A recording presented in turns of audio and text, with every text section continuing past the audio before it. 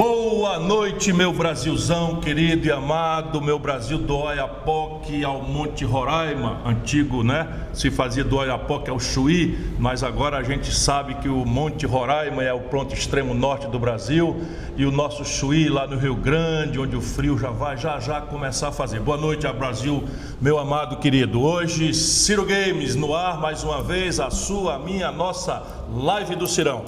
Bom, a Ciro Games hoje vai ser uma Ciro Games especial, vai ser assim um gravado ao vivo. O que é que eu quero dizer? Toda terça a gente tem esse encontro aqui ao vivíssimo e dessa vez eu tinha no Rio de Janeiro um compromisso ali quase no mesmo horário. Então eu resolvi gravar poucas horas antes e na hora que eu estiver lá no compromisso nós vamos estar em duas atividades, é o que está acontecendo, né? O tempo passando e a coisa agora atropelando. Mas eu vim para o Rio de Janeiro para cumprir uma agenda muito especial, para lá de especial.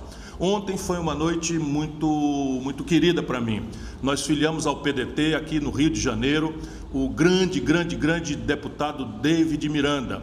O David Miranda é um camarada que nasceu na favela do Jacarezinho, foi criado numa família, perdeu a mãe, não conheceu o pai, perdeu a mãe muito cedo, foi criado por uma mãe que criou ele e mais 5 filhos, e ele passou fome, foi torturado, foi preso e não caiu, ao contrário, fez dessas amaríssimas, é o superlativo de amargo, muita amarga experiência de vida, uma construção de uma personalidade política que ontem se revelou aqui num discurso extraordinário. Bom, vocês acompanharam no Giro do Ciro, mas foi para lá de especial à noite. Ainda continuo no Rio de Janeiro, porque tenho esse ato de lançamento, de prévio lançamento da candidatura do Rodrigo, nosso candidato a governador do Rio de Janeiro, pelo PDT, vai ser na ABI, agora está acontecendo, né, simultaneamente, e eu fico ainda aqui porque vou reunir técnicos independentes para fazermos um seminário sobre Petrobras, não só sobre a política de preços, que é uma tragédia que está entrando nos lares de todos os brasileiros, mas especialmente pelo futuro da Petrobras. A nossa proposta, então, é um seminário parecido com aquele que eu fiz, construindo uma política anticorrupção com especialistas independentes. Bom, parece que o negócio é tão importante que o São Lula resolveu fazer, finalmente está descendo do pedestal, também ele, um encontro com a FUP, os companheiros da Federação Única dos Petroleiros, para discutir a Petrobras. Bom, nada melhor do que a gente ajudar o Brasil a forçar esses mitos de Araque, a descerem aqui por chão para se propor fora de conchavo político, enfim. Então eu estou no Rio de Janeiro e vou fazer hoje uma entrevista para lá de especial. É um amigo, é um irmão que Deus, e há de ser dito assim, e a vida me deu. Eu conheci como adversário num primeiro embate, não como adversário, mas como candidatos concorrentes à presidência da República, e eu passei a admirar, assim, rapidamente eu passei a admirar, porque vi nos olhos um homem honesto, um patriota, que ama o Brasil com tanta intensidade quanto aquela que eu amo o Brasil. Estou falando do Cabo Daciolo. Ele aceitou e eu tenho o privilégio, de trazer esse homem para uma entrevista hoje na nossa Ciro Games. O que não vai faltar nessa live aqui da sede do PDT no Rio de Janeiro, um ao vivo gravado, é a minha querida e luminosa Gisele Bezerra. Boa noite, Gisele. Boa noite, Ciro. Boa noite, pessoal que está em casa, que nos acompanha. Pois é, hoje estamos fazendo uma Ciro Games muito diferente. A primeira Ciro Games que não está sendo feita ao vivo, porque a agenda do Ciro está muito agitada. Muitas viagens, muitas palestras. Enfim, acho que está só começando ainda, né? Vai piorar. A vida do Ciro não é fácil. Mas é assim que eu quero. Claro, é muito bom. Então, podem ficar tranquilos que a gente vai mantendo vocês informados de tudo. Aliás, foi para isso que a gente criou o Giro do Ciro, né? São essas entradas ao vivo dele nas redes sociais. E se você perdeu algum giro, não tem problema, porque a gente edita os melhores momentos e depois posta tudo nas redes. Bom, aproveitando essa deixa, eu vou repetir de novo, porque amanhã, e o Giro do Ciro vai acompanhar, nós vamos fazer esse seminário aqui, reunindo técnicos especialistas, independentes, não são pessoas que são alinhadas necessariamente comigo, embora algumas sejam, e o que a gente quer é ajudar o povo brasileiro a entender com profundidade as causas dos problemas brasileiros e as soluções para os problemas brasileiros. Foi naquele seminário anticorrupção, em que nós apresentamos uma proposta absolutamente inovadora, também será nessa questão da política do petróleo. A novidade é que o Bolsonaro, aproveitando aí a confusão da ladroeira no Ministério da Educação, queimou a cara, né? E se repete o padrão. O Bolsonaro também resolveu trocar o general Silva e Luna, mais um general humilhado no Brasil, e vai colocar um empresário, deixa eu ver aqui porque eu não gravei o nome, mas é um empresário que vem aí do meio privado, desse setor, Adriano Pires, no seu lugar. Eu desconfio que vai ser uma troca de 6 por meia dúzia. Mas, enfim, o que nós queremos fazer nesse seminário é aprofundar um conhecimento do que está acontecendo com a Petrobras, como é que ela chegou nesse patamar de virar de mais querida empresa brasileira para uma verdadeira torturadora, um algoz da economia popular e do bolso do povo mais pobre. E, mais importante, o que podemos fazer e o que está na nossa ideia de retomar a Petrobras para o povo brasileiro e transformá-la na mais moderna e na maior empresa de energia limpa do mundo. Isso vai ser esse seminário, nós vamos acompanhar a partir da manhã, às 9 horas da manhã. O Giro do Ciro vai não só comentar esse seminário, como transmiti-lo ao vivo nas nossas redes.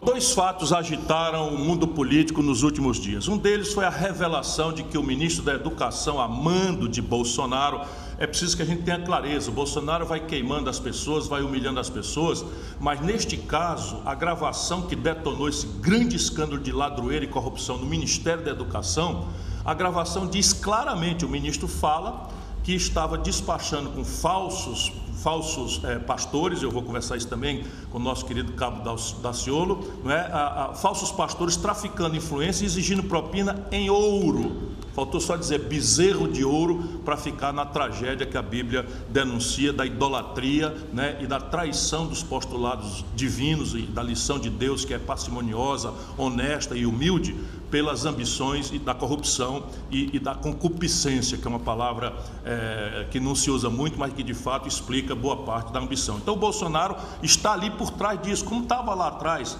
nessa mistura, de militares que traíram também o seu uniforme, pastores que traíram a sua fé, com políticos do Centrão roubando, assaltando, ali na saúde, você lembra? O escândalo de roubalheira na vacina, enquanto nosso povo morria, e agora na educação. Então, o fato é que ele troca, e isso quer dizer que é o quarto ministro da Educação em 3 anos. Um ano em que, numa área em que é absolutamente crítica para a sorte da nação brasileira, sem uma educação pública de qualidade, nós não teremos a menor condição de enfrentar o desafio do desemprego, do desenvolvimento, da indústria 4.0, da economia do conhecimento. Vejam as dificuldades e simplesmente não há política educacional nenhuma, há uma descontinuidade absoluta e pior, um aparelhamento vergonhoso e corrupto pelo seu Bolsonaro e a sua quadrilha dessas estruturas de poder no Brasil. Agora nós temos aí um ano perdido, 2 anos perdidos, e nenhuma política está formulada para dizer como é que nós vamos recuperar essa tragédia que é o prejuízo para a educação das nossas crianças, dos nossos adolescentes, da nossa juventude, inclusive universitária, nessa tragédia que a pandemia trouxe para um governo sem projeto de nada, sem responsabilidade de coisa nenhuma. Mas enfim, eu quero comentar esse aspecto da manipulação da fé das pessoas ou de maus pastores que traem a sua missão divina de evangelização pela ambição do ouro e do dinheiro. Eu vou comentar um pouco isso também com o nosso Cabo Daciolo. O outro fato que mexeu com a opinião política, pelo menos, foi um Datafolha divulgado nessa quinta-feira passada. Bom, pesquisa, todo mundo sabe, quando a gente quer se livrar das perguntas do jornalista, especialmente pesquisa quando não é boa para a gente, e pesquisa que não é boa para a gente, é uma coisa que a minha militância já está acostumada, sem nenhum problema. Nós não estamos aqui porque a vida é fácil, nós estamos aqui porque é necessário construir um caminho para o povo brasileiro não ser obrigado a escolher de novo entre o coisa ruim e o coisa pior. Mas sério, não é possível que o Brasil vá para as eleições de 2022, na base do conchavo, do ódio, das paixões, porque isso está arrebentando a nação brasileira, dividindo famílias, colocando amigos para brigar de forma odienta na internet. Nós vamos construir generosamente um caminho em que nós vamos reunir todo mundo na rebeldia da esperança, que é aquele apelo que eu tenho feito a todos. Mas vamos voltar aqui. Pesquisa, quando a gente quer se livrar da pergunta, ele diz, é um retrato do momento e muda de assunto.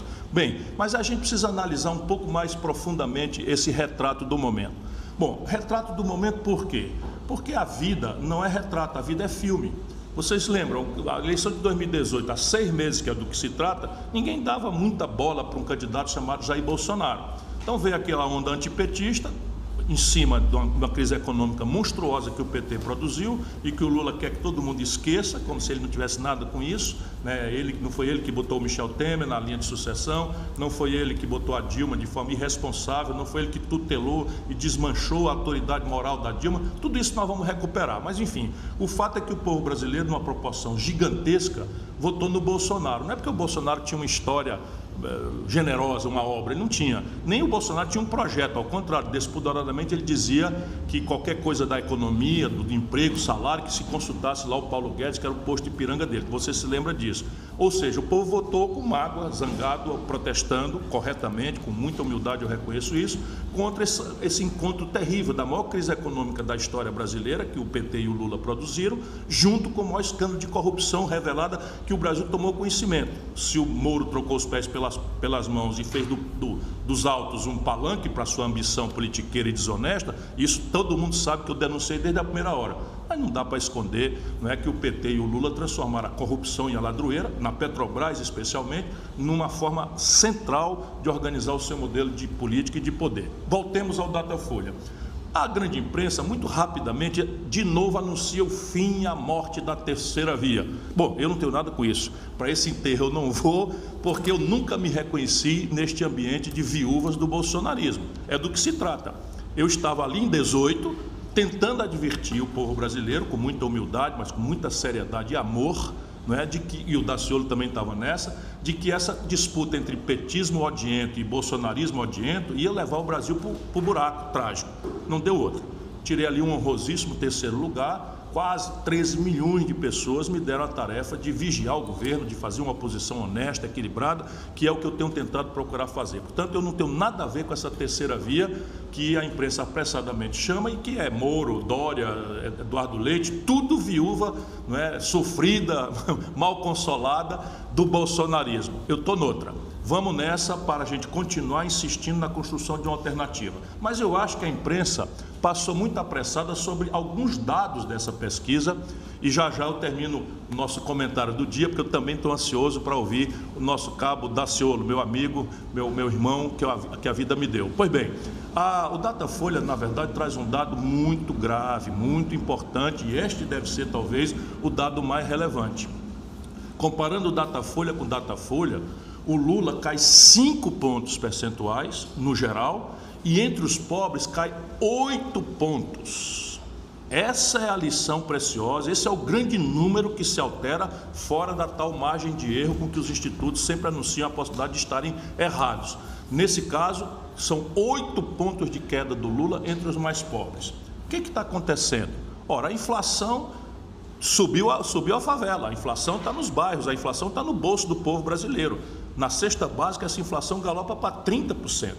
A política de preço da Petrobras, a energia elétrica, o desemprego volta a crescer no Brasil, a taxa de juros está crescendo, não passa uma semana sem um grande escândalo de corrupção, enquanto o Bolsonaro anuncia despoderadamente para os seus fanáticos que esse é um governo sem corrupção. A corrupção está generalizada, tanto no grande plano, né, por exemplo, do desmonte da Petrobras, eu já falei sobre isso algumas vezes, vou voltar a falar, quanto no micro-universo, digamos assim, para não comparar com os grandes escândalos, mas assim, roubalheira no Ministério da Saúde, roubalheira no Ministério da Educação, a primeira-dama com cheque do Queiroz, os filhos respondendo, comprando mansão, é uma ladroeira generalizada, o que nada mais é do que a coerência do Bolsonaro, que quando deputado, na época que eu fui, metia a mão no dinheiro do próprio auxílio moradia, metia a mão no dinheiro da gasolina, tinha funcionário fantasma, como comentou recentemente, confessando, e hoje tem react, né, sobre isso, o negócio do escândalo da Val do Açaí. Mas veja, o que é que eu estou querendo dizer, arrematando, para a gente não incumpridar muita conversa. Este é o sinal que nós temos que ver. Será que essa arrogância do Lula, essa falta de escrúpulo com que o Lula está fazendo com chavos, repetindo a mesma coisa. O Lula diz para nós que houve um golpe e o golpe, se houve, foi feito pelo Senado, e o Lula anda agarrado com Renan Calheiros e com Onísio Oliveira, que presidiram o Senado, que promoveu a queda e o impedimento da Dilma. O Lula está hoje se acertando com o Alckmin. Não é que eu tenha mudado de opinião sobre o Alckmin é uma boa pessoa, nunca deixei de dizer isso e não vou mudar, embora tenha me decepcionado profundamente, porque o Alckmin até ontem dizia que o Lula era um criminoso, que a prisão do Lula era muito boa para a estabilidade política do país. Vão no Google ver se eu tenho razão. E aceitou isto que é, na verdade, a absoluta falta de escrúpulo, a absoluta atitude conchavista, né, em que o Lula junta alho com bugalho. Espera um pouquinho. Você, irmão de São Paulo, mas o Brasil inteiro, preste bem atenção. O Lula juntar em São Paulo o Alckmin e o Boulos, um egresso do PSDB e o jovem líder do PSOL, qual é o sentido disso? Qual é o programa que está por trás disso? Só dizer que é para derrotar o Bolsonaro é um oportunismo tosco, porque eu também derroto o Bolsonaro. Aliás, qualquer um de nós, pelo mesmo Datafolha, derrota o Bolsonaro. Não é não. É o Lula repetindo, envelhecido, né, cansado, né, a mesma falta de escrúpulo que fez com que ele botasse o Michel Temer na linha de sucessão. E aí você pode pensar, não, isso não é nada demais. Não, meu irmão, é o seguinte, qual é a opinião do Alckmin sobre a Petrobras? É disso que se trata. Se amanhã, que Deus nos livre, o Lula nos faltar e o Alckmin estiver na presidência, ele tem compromisso de privatizar a Petrobras. É assim que se faz? Ou o Alckmin mudou de opinião? Não é? É uma coisa grave. Qual é a opinião do Lula sobre o teto de gastos? Que é uma tragédia. O Alckmin, eu passei a campanha inteira denunciando o teto de gastos, o PT não disse nada, e o Alckmin é a favor da manutenção do teto de gastos. Então eu estou falando de coisas muito reais, muito concretas, e o conchavo do Lula só tem uma explicação: arrogância, prepotência, salto alto, e quer ganhar o governo de São Paulo com a mão do gato, aproveitando as ambições particulares, a falta de estatura moral, a falta de grandeza política dessas lideranças que estão por aí, e ele vai subornando, comprando e pasteurizando geral a política brasileira. Não existe mais ideia, não existe mais programa, não existe mais valores, é o São Lula primeiro e único que quer nos obrigar a todos. Essa é a lição. Será que o Lula não está despertando de novo essa força trágica que é o antipetismo? E essa tragédia, o resultado dela nós já conhecemos. Bom, esse é o comentário do dia, não é? E pesquisa, volto a dizer, é retrato. A vida é filme, a nossa não será fácil, o nosso filme é um filme épico. Nós precisamos ir lá em cima com disciplina, com humildade e sem querer brigar com pesquisa. E já brigando, os institutos também erram. Quer ver? Entra no Google aí e dá uma olhadinha nas pesquisas de opinião pública ano passado, ano retrasado, no finzinho do ano, nas eleições municipais de Fortaleza, o meu lugar. Nós fomos dormir no dia da eleição, pelo mesmo Datafolha, com 18 pontos de vantagem. Quando acabou de apurar as urnas, ali naquele mesmo domingo que foi publicada a pesquisa, com 18 pontos, nós ganhamos por 4. Ou seja, a margem de erro aí foi explodida em 16%. É preciso botar a barba de molho, mesmo supondo, o que nesse país é bom que a gente faça isso muito cuidadosamente, que elas são honestas, bem intencionadas e não estão vendidas nem a serviço de nenhum dos grandes e poderosos interesses do Brasil. Esse é o comentário de hoje. Gisele? Boa, Ciro. E por falar em mudanças que estão para acontecer, deixa eu registrar aqui a nossa total adesão a essa campanha que está sendo feita por vários artistas para estimular os jovens a tirar o título de eleitor. A busca pelo título está muito baixa entre essa garotada de 16 e 17 anos e por isso é tão importante essa convocação que está sendo feita nas redes pela Anitta, Luísa Sonza, Zeca Pagodinho, Gil do Vigor, Carlinhos Brown, a Juliette e tantos outros. Vamos lá, pessoal, que sem a participação de todo mundo o Brasil não muda. Tá dado o recado e vamos chamar o nosso convidado do dia. Roda a vinheta, diretor.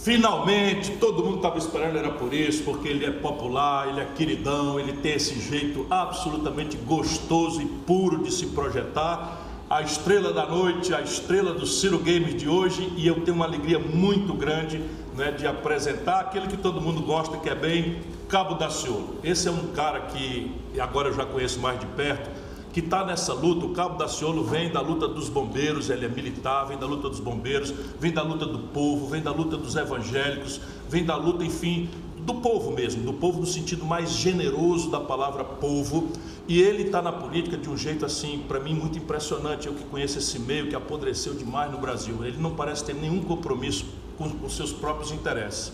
larga a mão e vai para a luta. É um cara super popular, é uma espécie de coringa. Se lançasse candidato a governador em qualquer estado do Brasil, não faria feio, pelo contrário, seria favorito em muitos dos lugares, porque as pessoas por trás, não é, dessas conveniências, dessas imagens, as pessoas percebem, não é, que há aqui um patriota, e essa palavra patriota anda rareando. Meu irmão, obrigado por ter aceito o meu convite. A turma boa está toda aí feliz porque eu tive essa oportunidade. Seja muito bem-vindo ao nosso Ciro Games. Glória a Deus, legal, é um prazer, é uma honra.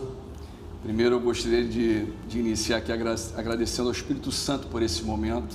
Nosso encontro foi um encontro divino, e dizer a todos do PDT, a turma boa, os cristãos trabalhistas, que eu amo vocês, obrigado pelo carinho, e que eu me sinto aqui bem à vontade de estar hoje aqui, Ciro. É importante frisar aqui a todos que faço questão de dizer isso, que Daciolo nunca pregou religião, que a única religião que a palavra fala que ele considera como pura e imaculada é cuidar dos órfãos e das viúvas nas suas dificuldades e não se deixar corromper com esse mundo. E eu queria deixar uma coisa bem clara, que o que nos traz hoje aqui, e o cabo Daciolo está sentado aqui, foi um sobrenatural. Eu estive no Ceará para conversar com um amigo, o apóstolo Luiz Henrique. E quando eu chego no Ceará, a Polícia Federal estava na casa do Ciro. Eu vou, resolvo o que eu tinha que fazer com o apóstolo Luiz Henrique, e uma das mensagens que eu tinha com o apóstolo Luiz Henrique, falava-se de um texto onde o Criador é questionado, os discípulos eram questionados, perguntaram para ele, os fariseus perguntaram, por que Jesus, ele senta no meio dos pecadores e dos publicanos? Jesus ouviu aquela pergunta e fala, não são os que têm saúde que precisa de médico, e sim os enfermos. Eu vim para salvar a humanidade do pecado, e a humanidade está em pecado. Cabo Daciolo é um pecador em busca de santidade. Então a única palavra que eu prego é uma palavra de amor. Eu entro no cenário político de forma sobrenatural e tenho um encontro com Ciro de forma sobrenatural. Nosso primeiro diálogo no debate, Ciro, foi quando você me apresentou a sua família. Foi quando você trouxe um filho e seu brincou e falou, Daciolo, pô, olha só, tu tá pegando meus votos aí, meu filho quer bater foto contigo e tal. E foi um momento muito, muito agradável, meu irmão. E aí eu já visualizei algo diferente em Ciro. E aí o Criador, na minha ida até o Ceará, começa o Espírito Santo me provocar que eu precisava falar com Ciro, orar com Ciro. E ele provoca esse encontro. E eu estive com o irmão na sua casa, com a sua varoa, Gisele, e foi uma honra, fui muito bem recebido pela Luísa, pelo irmão. E interessante dizer que naquele momento, meu irmãozão, eu tinha certeza que tinha algo armado contra o irmão. Eu tinha certeza que tudo que estava acontecendo ali não procede aquilo.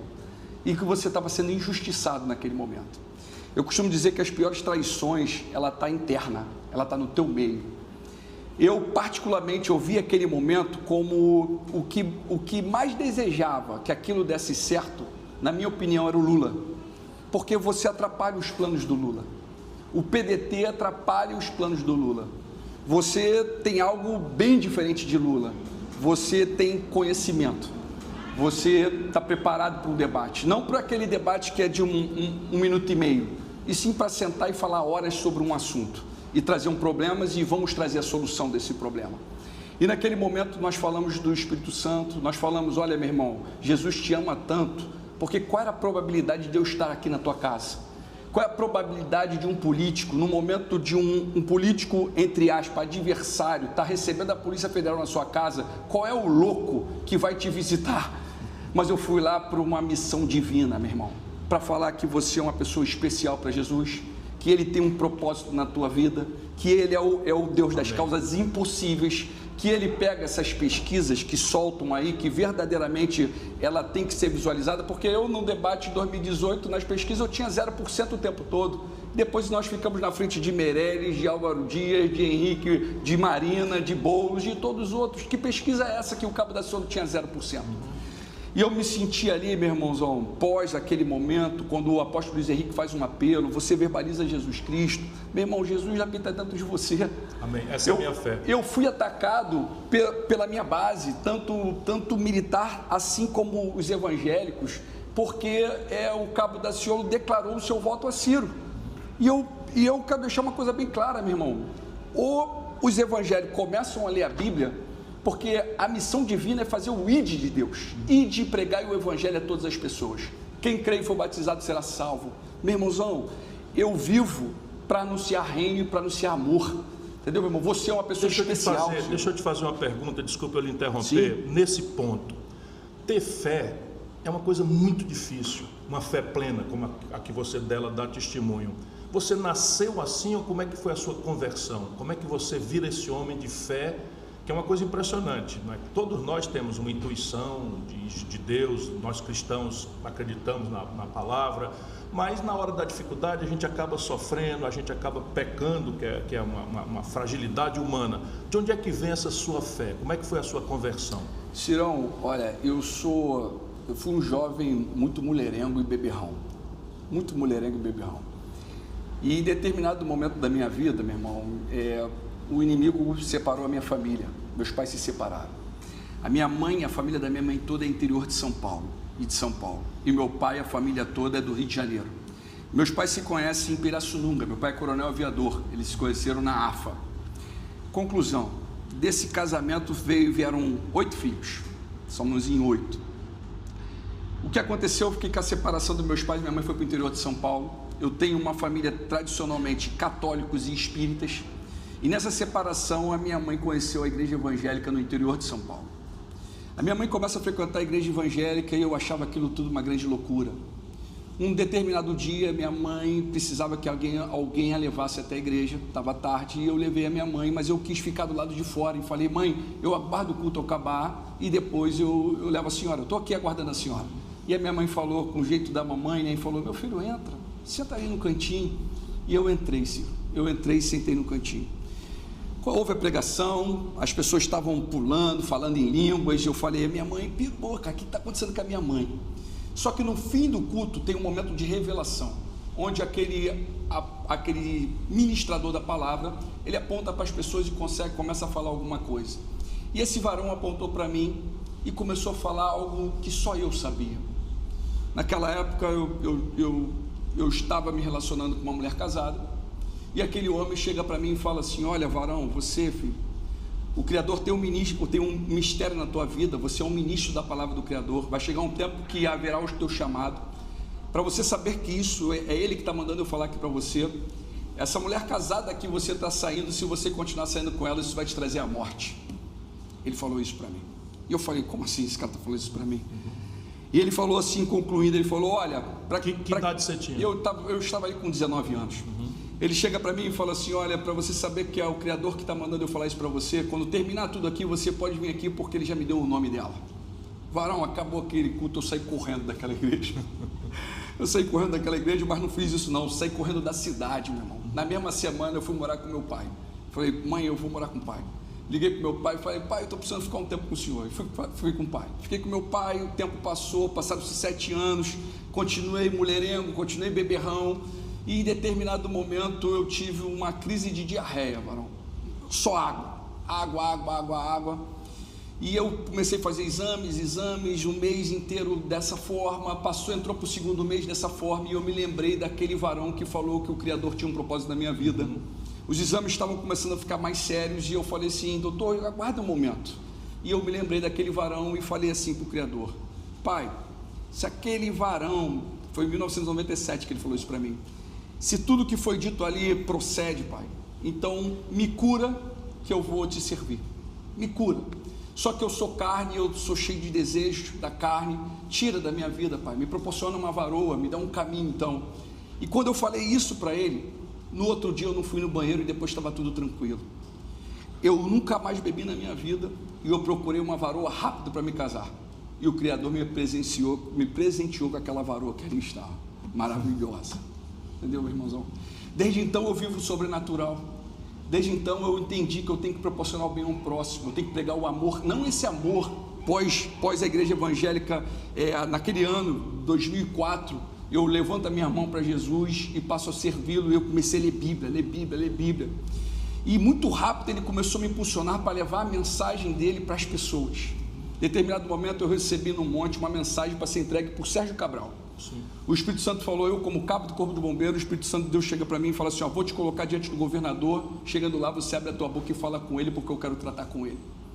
E eu comecei houve um movimento, houve uma reunião, e nós estávamos com militares, nós estávamos sem nada aqui, um salário péssimo na corporação, e os garotos me chamaram para ser um porta-voz ali, e eu falo para eles, olha, eu faço parte sim, desde que nós possamos convidar um amigo para estar presente. Eles me perguntaram quem era, eu falei que era Jesus Cristo. E aí foi aquela, todos falaram, vem Daciolo, chama ele, e aí nós começamos aquela trajetória pedindo 5 minutos com o Cabral, e pedindo a dignidade dos militares, e ele nunca falava conosco. Cabral me prendeu 5 vezes em 1 ano, me jogou em Bangu 1, e em determinado momento ele manda me chamar. E eu falei para ele, olha governador, nada do que aconteceu era necessário que acontecesse, eu estava pedindo 5 minutos com Vossa Excelência para dar um recado divino. Estava no livro de Daniel, capítulo número 4, um rei chamado Nabucodonosor, que em determinado momento achou que era Deus. Ele falou assim, ó, foi o Criador que te colocou nessa cadeira, mas o mesmo Criador que te colocou na cadeira, ele te tira também. As tuas atitudes não estão agradando ao Criador. Meu irmão, se acerta com ele. Dei uma Bíblia para ele grossa, escrevi para ele que Jesus é o caminho, a verdade e a vida, e falei, olha, vigia, meu irmão, porque senão a queda pode ser infinitamente maior. Conclusão, o Espírito Santo de Deus me tira de Bangu 1 e me leva para deputado federal, mas pega todos aqueles que me perseguiram, meu irmão, e colocou eles na prisão. Cabral está hoje em Bangu. Eu aprecio muito esse seu testemunho, porque eu acho que a fé se constrói espiritualmente, de dentro para fora, mas ela só é verdadeira quando ela se afirma no testemunho real. Você está me falando o seguinte, você foi preso 5 vezes no único ano por um governante, e você saiu e foi encontrar com ele e deu a ele um presente, que é uma coisa preciosa para você, que é a palavra de Deus consolidada na Bíblia e tal. Isso me chama a atenção, Daciolo, se eu me permite tirar o cabo, meu amigo, meu irmão, por um fato. O Brasil está vivendo tempos de muita intolerância, em que a pessoa que pensa diferente da outra transforma a outra em inimigo. Como é esse seu testemunho? Você é um evangélico que dá testemunho. Enfim, o que ele falou aqui, eu nem queria comentar, mas assim, foi um momento talvez de maior humilhação que eu passei na minha vida. Felizmente a justiça já corrigiu aquela arbitrariedade que o bolsonarismo boçal colocou na Polícia Federal na minha casa. E naquele dia eu queria me afundar num buraco, porque quem tem pudor, né, fica envergonhado. A sensação que você tem é de que está todo mundo acreditando naquela infâmia. E chegou a notícia de que o Daciolo estava no aeroporto perguntando se eu o recebia. E ele nem sabia. Eu digo, contra qualquer naturalidade, eu disse, eu vou receber. Ele entrou na minha casa, me deu um abraço tão caloroso e rezou comigo, não é? E eu senti um calor tão grande no meu coração, e por isso eu te sou muito grato. Mas eu não vou me emocionar aqui, porque eu quero que o Brasil te conheça como eu, nessa dimensão aí, não é? Fora da apresentação política. Como é, em tempos de tanta intolerância, um evangélico que dá esse testemunho de vida, você respeitar os católicos, respeitar os umbandistas, respeitar, né, os espíritas, como você já mencionou, respeitar aqueles que não têm condição de acreditar em Deus por fraqueza. Como é ser tolerante num país de intolerantes? Eu vou explicar aqui. Pega essa aqui, todos do PDT, a turma boa. A palavra do Criador é a palavra de amor. A maior definição do Criador, na minha concepção e no meu entendimento, é que o Criador, ele é amor. Deus é amor. Yahweh é amor. E ele diz que o primordial e o principal mandamento é amar o próximo como a ti mesmo. Amar o Criador acima de tudo e de todos, e o teu próximo como a ti mesmo. O que está acontecendo hoje é que esse livro aqui não é livro de religião nenhuma. Esse é um livro da humanidade. Só que tomaram posse desse livro e começaram a colocar religião. Jesus nunca teve religião, Deus nunca teve religião. Essa que é a grande verdade. Homens estão comercializando a palavra do Criador. Homens comercializam essa palavra. No mundo evangélico, a grande massa, cúpula, é lógico que tem exceções, mas a cúpula da igreja evangélica, ela, além de ter envolvimento com a maçonaria, ela está corrompida. Ela está comercializando a palavra. Eles são discípulos de Anás e Caifás, aqueles que perseguiram Jesus Cristo. Hoje eu digo que se Jesus volta, eles vão perseguir Jesus novamente, porque Jesus sempre foi amor, sempre foi dividir. O que era dito? Olha, As pessoas vendiam tudo que tinham, colocavam aos pés dos discípulos e esses distribuíam tudo de acordo com a necessidade de cada um, e não tinha ninguém necessitado no meio do povo. Hoje eles pedem dízimo e oferta, botam dinheiro no bolso e depois eles vão até o presidente pedir para que sanasse e parasse a dívida que eles têm. Como é que uma igreja vai ter uma dívida? Como é que vai ter perdão da dívida de uma igreja? Que dívida é essa da igreja? Que dívida seria? Eu estou falando do 1.400 bi que o presidente Bolsonaro perdoou da dívida das igrejas. Primeiro, guarda isso aqui todos, ouça isso aqui, ó. Igreja não é empresa, igreja não é para ter lucros, igreja é para contribuir e ajudar o próximo. E dizia uma coisa a todos, o Criador fala assim, Ciro: sou o Criador do céu, da terra, e não habito em templos feitos por mão de homens. O nosso corpo é templo, nós somos uma igreja, ele habita dentro da gente. Ele fala, ó, se você abrir o teu coração, eu vou entrar e vou fazer morada. Ele se faz presente em nossa vida, ele nos guia. Infelizmente esses homens estão comercializando a palavra. Como eles querem dízimo e oferta no bolso deles, comprar fazenda, comprar gado, comprar mansão, eles até convocam seguranças armados. Então eles não estão nem seguindo a palavra. Primeiro, o Criador fala para você não acumular tesouro na terra. Esses caras estão com milhões. O Criador fala, se Deus não vigiasse, e ao não vigiar, em vão vigiam os sentinelas. Meu irmão, ou eu acredito em anjo, ou eu acredito em Jesus, em Miguel, em Gabriel. Eu falo o seguinte, olha, podem me odiar e podem me perseguir. O Criador, o que Ele mandar eu falar, eu vou falar. E se por um acaso me perseguirem, eu vou falar com meu pai. Eu sou pai, Ciro, eu tenho 3 filhos. Se as minhas crianças tiverem algum problema, tiverem alguma situação e vierem correndo falar com o papai, nós vamos lá para ouvir e tentar entender e resolver o problema. Meu irmão, trata com meu pai, eu estou falando com o Criador, com o nosso pai, Cirão. Então, nesse cenário todo, eu quero deixar uma coisa bem clara: eu sou criado num berço católico e espírita. Em determinado momento eu conheci a Bíblia através do evangélico, e em determinado momento eu entendi que o Criador fala que a única religião que ele considera como pura e imaculada é cuidar dos órfãos da viúva e não se corromper com esse mundo. Essa pergunta, ela foi muito importante até para me citar o que aconteceu agora com o MEC, a questão do Ribeiro e a questão dos pastores. Esses não são falsos pastores, são pastores corruptos.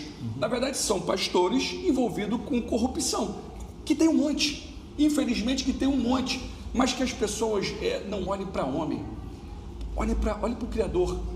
O homem erra, a mãe, o pai, o filho, o irmão podem trair, mas Jesus Cristo não trai.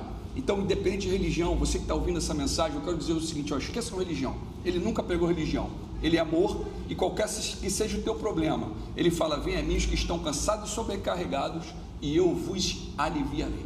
Isso é real. Isso é real. Deixa eu te falar, inspirado por essa sua, de novo, demonstração de fé. Teu olho brilha, é uma coisa impressionante. Eu não sei se as câmeras estão revelando com que intensidade sai da tua alma para a tua boca essa expressão, esse testemunho de fé. Isso é uma das coisas que eu mais admiro em ti. Se nosso Senhor Jesus Cristo, não é, se desse ao trabalho, humilde como é, exemplo de humildade, de ser um conselheiro do próximo presidente da República do Brasil, o que é que você acha que ele diria? Olha, Ciro, eu estou aqui porque eu acredito que o irmão possa ser o próximo presidente da República. Eu creio verdadeiramente que você tem total potencial e conhecimento do homem para sentar naquela cadeira, porque você tem um projeto nacional de desenvolvimento para a nação. Mas o mais importante, meu irmão, eu estar aqui e estar apanhando da minha base, está apanhando daqueles que votaram até mesmo em mim, que são militares como eu sou e que são leitores da Bíblia, faz com que eu me sinta cada vez mais fortalecido, porque a palavra fala o seguinte: bem-aventurados serão aqueles que são blasfemados, caluniados e perseguidos por falar em meu nome. Eu aprendi, Ciro, eu vivo o jejum e a oração, eu subo o monte. Quando a ordem veio divina para que eu deixasse a minha campanha e votasse no irmão, eu sei que foi ele que determinou. E eu quero dizer para o irmão, varão, você se entregando por inteiro para o Criador, ele faz um reboliço nisso tudo aí e te bota sentado nessa cadeira. Ele é o Deus, ele é o Ial das causas impossíveis. Ele pega mexe com isso tudo, porque não é à toa que o irmão está nesse momento.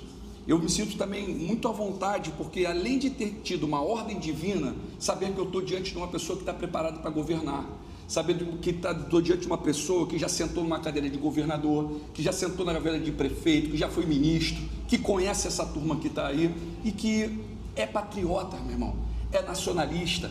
Eu acabo vendo, eu não consegui ver no cenário político nacional um substituto qualificado como irmão, e eu falo isso aqui com exatidão e digo algo aqui, ó, Daciolo também, quando eu deixo de vir candidato à presidência, primeiro, eu não ia para o debate, o partido que eu estava não me proporcionava debate, se eu não vou poder debater e divulgar o amor, então deixa eu procurar aqui alguém que tem esse potencial e que tem o brilho do Espírito Santo para que eu possa me retirar e dar esse apoio. Mas eu não estava à procura dessa pessoa. O Espírito Santo proporcionou o nosso encontro e falou, eu quero, sai e fala que vota nele. E aí eu, voltando para essa conversa aqui, a pessoa substituta de um patriota, um nacionalista que siga Getúlio, por exemplo, que na minha opinião foi o principal presidente que o Brasil já teve, em um momento de crescimento, peitou todo o sistema imperial americano e priorizou a sua nação, dialogando com todos, mas entrou com tudo, Petrobras, Eletrobras, Vale, e hoje estão entregando e destruindo tudo. Substituto não só de Getúlio, mas também de Brizola, mas também de João Goulart. Meu irmãozão, eu li teu livro, eu visualizei as tuas propostas, eu vi que tem um conteúdo grandioso e o principal, você está indo não é tipo assim, o paciente está lá, né? Vai dar o remédiozinho para passar a febre, mas não vai curar da infecção. Então, qual é o grande cenário que nós vivemos na nossa nação? Os banqueiros levam tudo da nossa nação. Esse é o grande cenário, levam tudo. Aí você pega o governo, tanto do Bolsonaro agora com o Paulo Guedes, banqueiro, fundador do BTG Pactual. Você sai um pouquinho para Dilma, você vai pegar o Joaquim Levy. Joaquim Levy formado em Chicago, assim como o Paulo Guedes, banqueiro envolvido com tudo. Aí depois você vem um pouquinho mais atrás, você vai pegar Henrique Meirelles. Toda essa massa é uma massa de manobra do mercado de fora para pegar tudo que é da nação e jogar lá fora. Nós estamos pagando os juros da dívida pública, a dívida nunca termina, só aumenta. Nunca. Nenhum dos presidentes, desde Sarney até o momento presente, teve coragem e peito de pedir auditoria da dívida pública. Nem se fala disso. Vamos entrar com uma auditoria da dívida pública, vamos ver se não está resolvido. Está mandado na Constituição. Olha, meu irmão, isso que ele está falando aqui é o centro da discussão. No Brasil a gente troca Chico por Maria, por Manel, claro que as pessoas são diferentes, tem retórica diferente, a cor da bandeira do partido é diferente, mas o que está por trás de todos os presidentes é o mesmo sistema econômico que esfola quem trabalha, destrói a produção em nome do lucro absolutamente sem precedente na história da humanidade do setor financeiro. Esse é o ponto. E no modelo de governança política são os mesmos. Também os mesmos. Se você olhar, o Valdemar Costa Neto, que é o presidente do partido do Bolsonaro, foi preso no governo do Lula, porque o Lula deu um DENIT para ele roubar. Percebe? O Roberto Jefferson, que está preso agora, estava lá no governo do Collor e o Lula deu os correios para ele roubar e ele foi preso no escândalo do Mensalão. Vai no Google, irmão. Mas deixa eu te fazer aqui uma pergunta, assim, de novo estimulado pela tua reflexão tão correta, tão profunda, que às vezes as pessoas, para não darem o devido respeito ao que você fala, tentam desqualificá-lo porque você é muito diferente, muito diferente de todos nós. Eu quero até ser humilde para dizer que você é muito diferente de todos nós. Você se joga sem medo, é uma valentia, uma coisa impressionante. Nisso nós parecemos, mas você dá esse testemunho. Deixa eu fazer uma pergunta. Todos os presidentes do Brasil procuraram se relacionar com esse mundo evangélico, tentando cooptar os grandes líderes da igreja evangélica, que já representa quase 1/3 da população brasileira, portanto merece todo o respeito político, inclusive, mas acabaram fazendo esse tipo de relação que não é uma relação tão generosa e profunda e criativa quanto poderia ser. O que você acha que podia ser a mudança de uma relação, de uma presidência da República? Esqueça sua generosidade comigo, mas qualquer um como é que essa relação podia ser mais útil para o povo? A política e a religião. Olha qual é o grande cenário, Ciro. O que se espera de um governante é que ele tira o cargo opressor de cima do povo. Você entra no cenário de tributação. A tributação está em cima do consumo, está em cima do mais pobre, entendeu?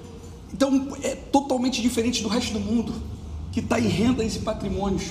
Esse é o grande cenário. Presta atenção, Lula.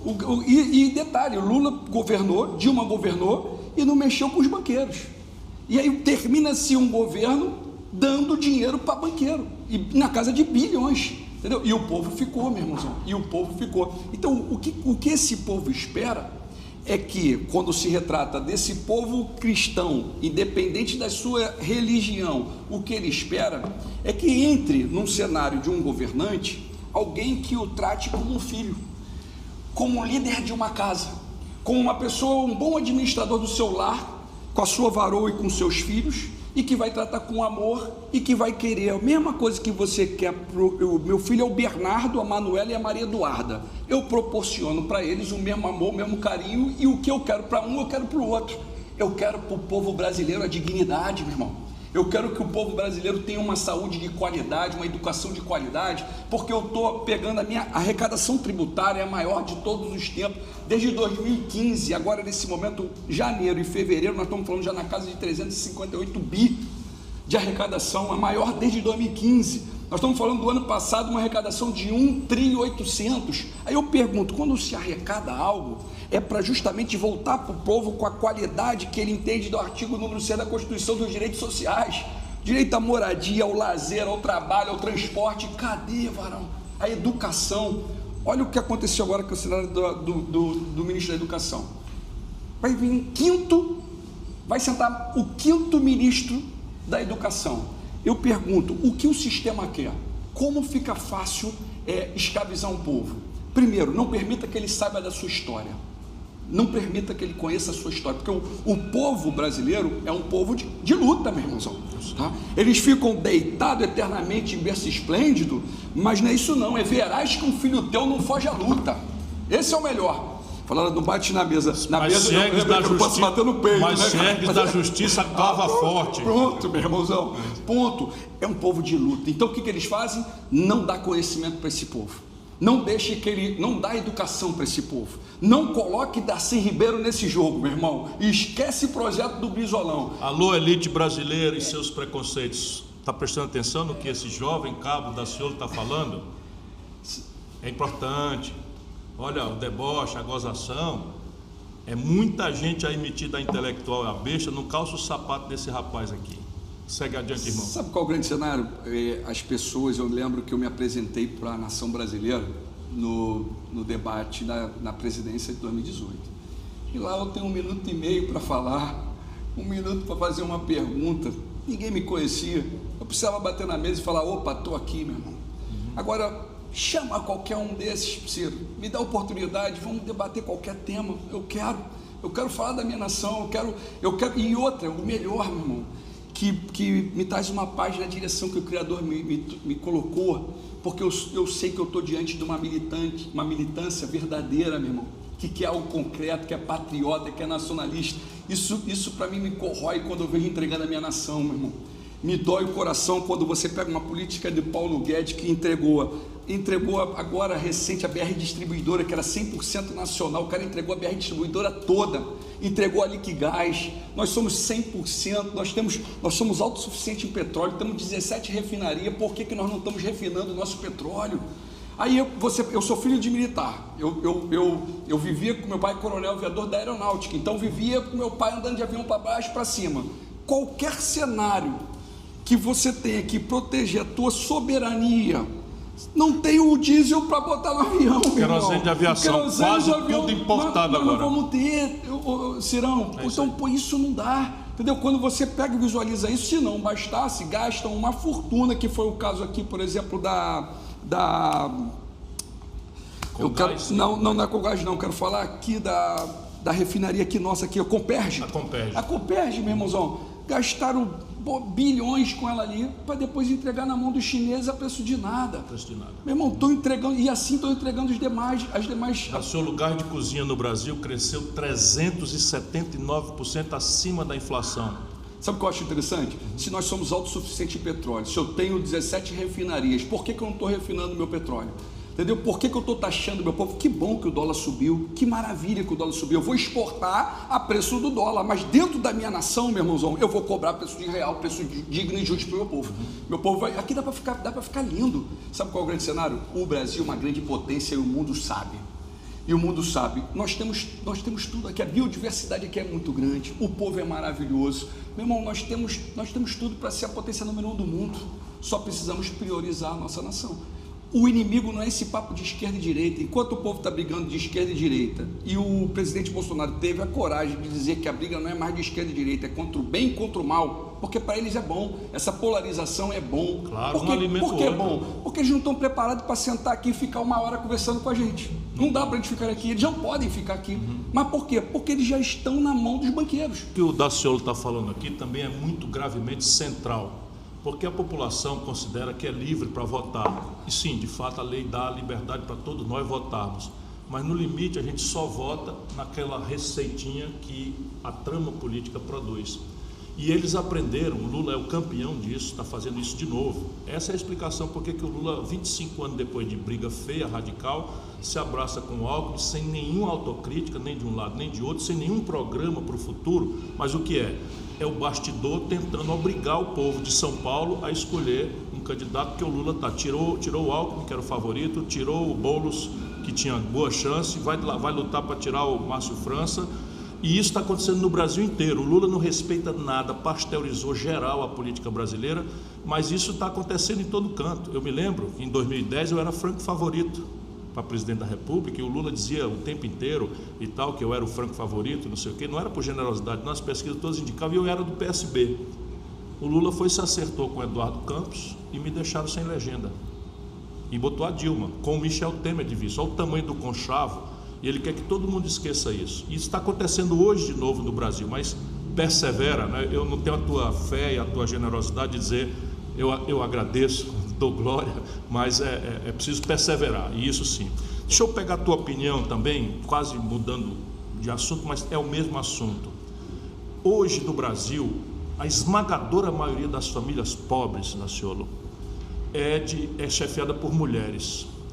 E muitas vezes a religião é o último refúgio onde essas mulheres vão buscar, sabe, não só o lenitivo da fé, da oração, mas muitas vezes a concretude do dia a dia. Eu não esqueço, eu acho que eu te disse isso, o depoimento de uma senhora na periferia de Fortaleza, que me disse que o filho dela não morreu porque ela não tinha mais com quem se valer e foi pedir dinheiro emprestado a um pastor de uma pequeníssima igreja lá na periferia de Fortaleza, e esse deu testemunho, emprestou dinheiro e ela pagou o traficante para não matar o filho.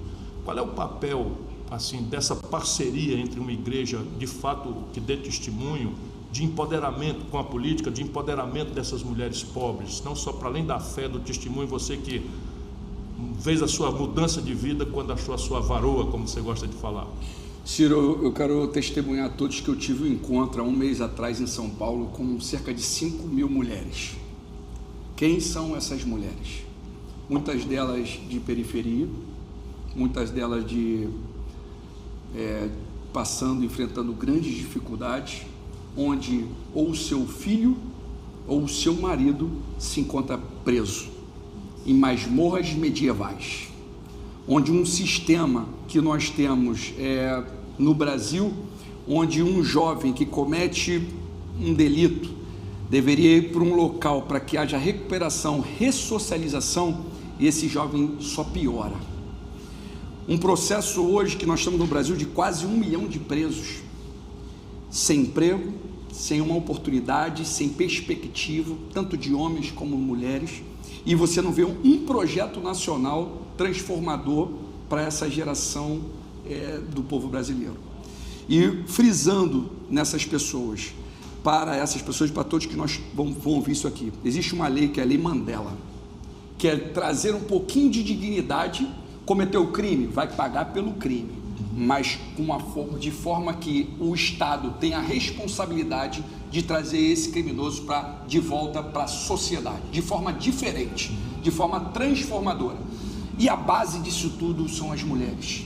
Elas conseguem, meu irmãozão, eu vejo na minha casa, eu vejo na vida de todos, você visualiza, elas são uma máquina, meu irmão, estão em todas. Se não bastasse, ficam com filhos, não tem muitas das vezes uma creche que enquadra-se no sistema de educação, né? E dessa transformação. Eu coloquei como minha vice uma mulher. Eu trouxe logo uma mulher e da educação como minha vice quando eu estive.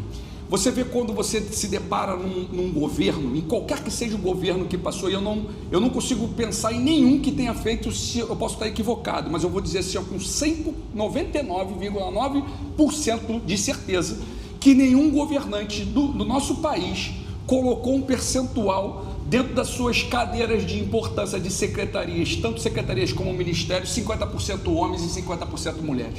Se não mais mulheres ainda, capacitadas, preparadas, com um detalhezinho a mais do que o homem. Tem um detalhe, meu irmãozão, aqui, eu vejo lá em casa, eu sinto uma dorzinha, meu irmão, pô, daqui a pouco eu já estou na cama, tá tudo doendo, filha, pô, daí a varoa vem com leitinho, vem com não sei o quê, a varoa, varão, o Criador é tão maravilhoso, nós tivemos uma vitória agora recente, a minha varoa em 2018, na campanha, minha varoa foi diagnosticada com leucemia, o Criador, meu irmão, fez um agir, um mover, e aí ele fala em tudo, dai glória, porque foi um momento muito difícil, mas foi um momento muito grandioso, meu irmão.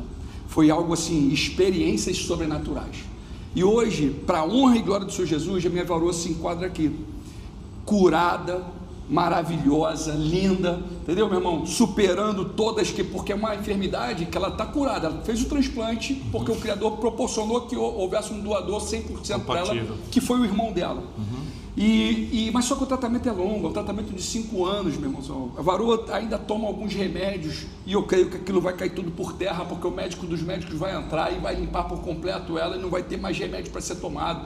Mas só que ela, com tudo essa que está vivendo, ainda cuida do varão aqui que está com uma febrezinha. Meu irmão, levanta, varão, levanta, vaso, entendeu? Vai lavar uma louça, me ajuda aí, pega uma vassoura.